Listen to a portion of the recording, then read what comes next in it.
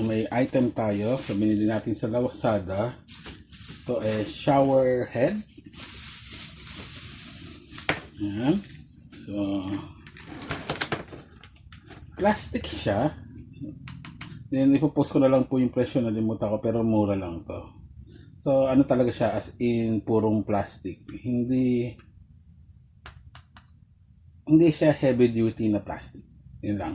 Pero ito, kahit pa paano, medyo mukhang okay naman.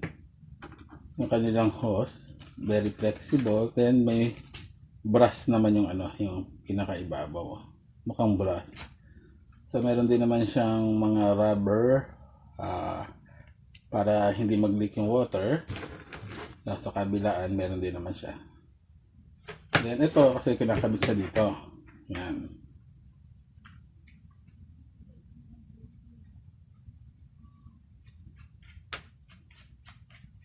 Ayan. Then this one, kakabit nyo doon sa, kuminsan yung may mga poset na may thread. Yung ganito lang kalaki, maliit to eh. Parang ano lang to, 1/4 size lang ito eh. Doon may kakabit siya. So may mga poset ngayon na mayroon na siyang line para sa mga shower head. Doon ikakabit yan. So itong part naman nito, kung mapapansin nyo, nag-move yan. Ayan. So, depende sa position yan, yung buga ng tubig. So, from the center, then ito sa side. So, tatlong ano yan. So, medyo basa. Ginamit ko siya, tinesting ko kanina eh.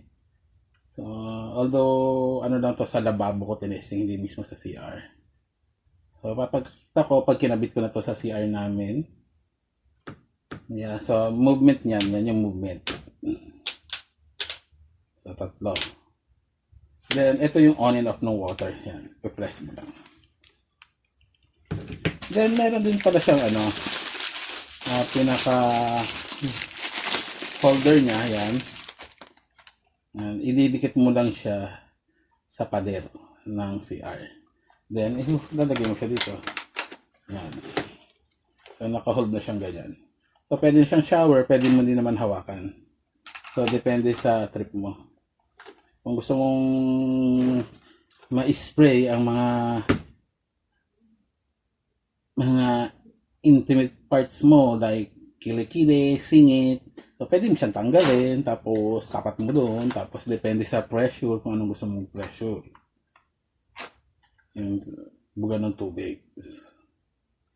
So, again, pag naikabit ko na to, papakita ko sa inyo.